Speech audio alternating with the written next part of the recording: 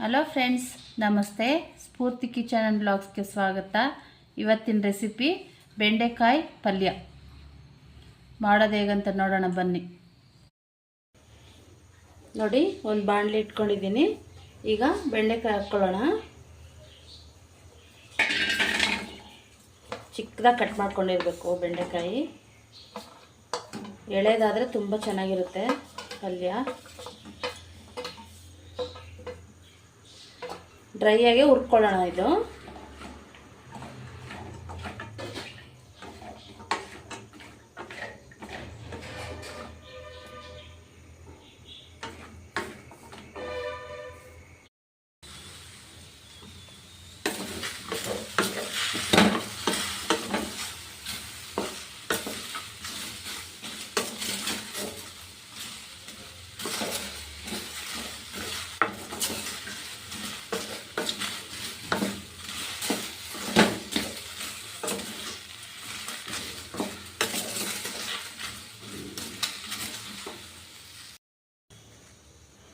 ನೋಡಿ, ಬೆಂಡೆಕಾಯಿ ಚೆನ್ನಾಗಿ ಹುರಿದಿದ್ದಾಯಿತು.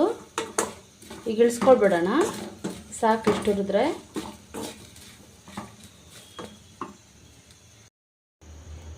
ನೋಡಿ, ಬಾಣಲೆ ಇಟ್ಕೊಂಡಿದ್ದೀನಿ ಇನ್ನೊಂದು. ಇದಕ್ಕೆ 2ರಿಂದ 3 ಸ್ಪೂನ್ ಎಣ್ಣೆ ಹಾಕ್ಕೊತಾ ಇದ್ದೀನಿ ನಾನು.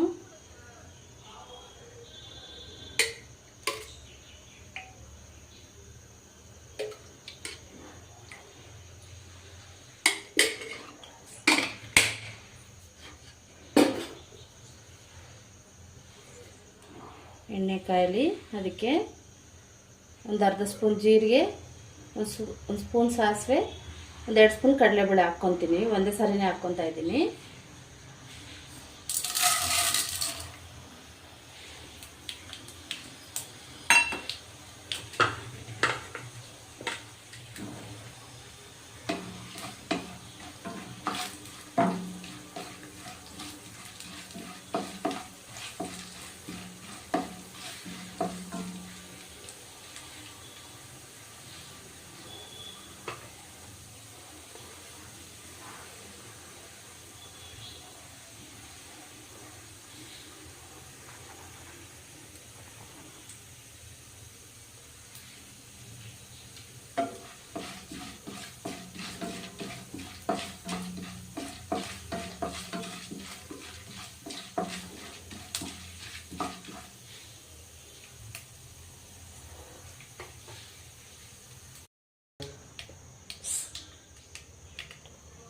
ನೋಡಿ, ಕಡಲೆಬೇಳೆ ಎಲ್ಲ ಚೆನ್ನಾಗಿ ಫ್ರೈ ಆಗಿದೆ.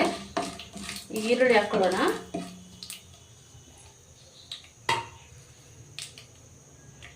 ನಾನೊಂದು 3 ಈರುಳ್ಳಿ ಕಟ್ ಮಾಡ್ಕೊಂಡಿದ್ದೀನಿ, ಹಾಕ್ಕೊತಾ ಇದ್ದೀನಿ.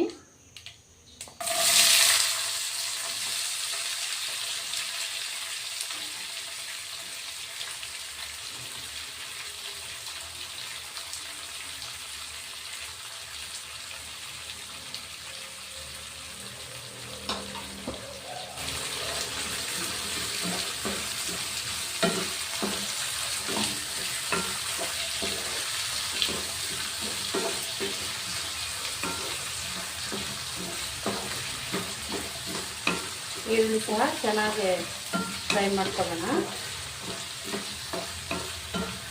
ತುಂಬ ಈಸಿ ಕಂಡು ಒಂದ್ಸರಿ ಟ್ರೈ ಮಾಡಿ. ಚಪಾತಿಗೆ ಸೈಡ್ ಡಿಶಲ್ಲಿ ತುಂಬ ಚೆನ್ನಾಗಿರುತ್ತೆ.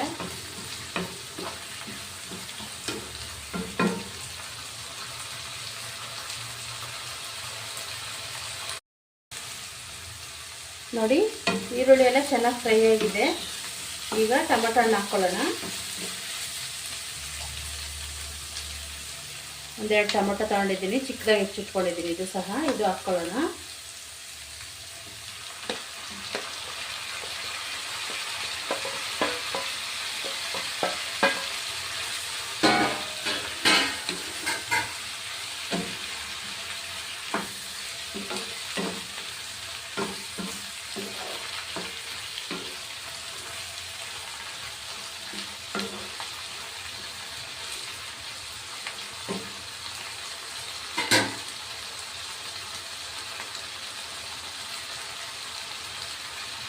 ಒಂದು ಸ್ಪೂನ್ ಉಪ್ಪು ಹಾಕ್ಕೊತಾ ಇದ್ದೀನಿ. ಟೊಮೊಟೊ ಹಾಕಿದ ತಕ್ಷಣ ಉಪ್ಪು ಹಾಕೋದ್ರಿಂದ ಬೇಗ ಸಾಫ್ಟ್ ಆಗುತ್ತೆ ಟೊಮೊಟೊ ಹಣ್ಣು.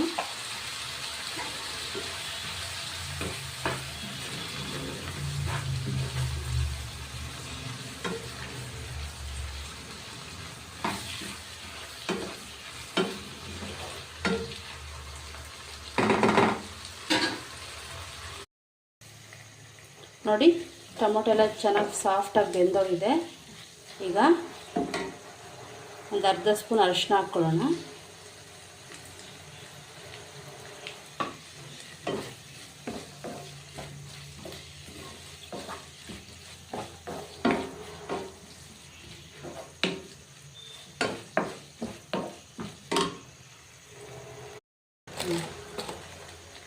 ನೋಡಿ ಈಗ ಸಾಂಬಾರು ಪೌಡ್ರ್ ಹಾಕ್ತಾಯಿದ್ದೀನಿ, ಒಂದು 2 ಸ್ಪೂನು.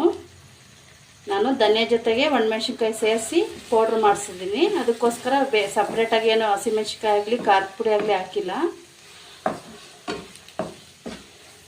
ನೀವು ಸಪ್ರೇಟಾಗಿ ಹಾಕ್ಕೊಳ್ಳಿ.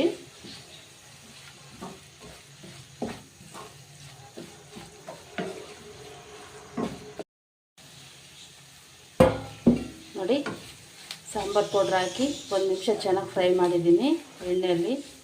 ಈಗ ಒಂದು ಅರ್ಧ ಗ್ಲಾಸಷ್ಟು ನೀರು ಹಾಕ್ಕೊತೀನಿ.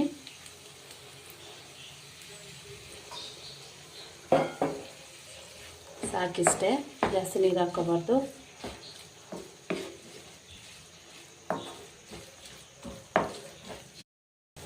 ನೋಡಿ ಸಾಂಬಾರು ಪೌಡ್ರು ಎಲ್ಲ ಹಾಕಿದ್ವಲ್ಲ, ಚೆನ್ನಾಗಿ ಈಗ ನೀರೆಲ್ಲ ಹಿಂಗೋಗಿದೆ. ಈಗ ಆಗಲೇ ಹುರಿದಿಟ್ಕೊಂಡಿದ್ವಲ್ಲ ಬೆಂಡೆಕಾಯಿ ಹಾಕ್ಕೊಳ್ಳೋಣ.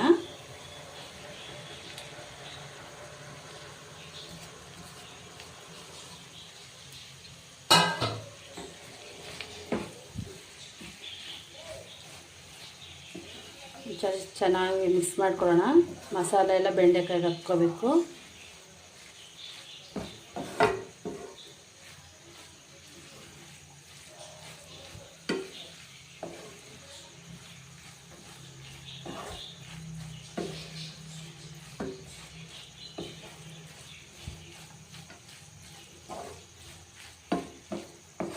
ಒಂದು 2 ನಿಮಿಷ ಆದರೆ ಪಲ್ಯ ರೆಡಿ ಆಗುತ್ತೆ.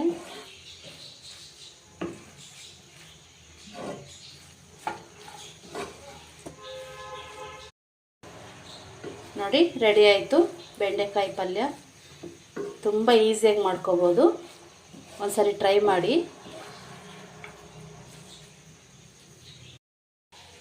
ನೋಡಿ ರೆಡಿ ಆಯ್ತಲ್ವಾ, ಚಪಾತಿ ಜೊತೆ ಸರ್ವ್ ಮಾಡ್ಕೊತೀನಿ ನಾನು. ಈಗ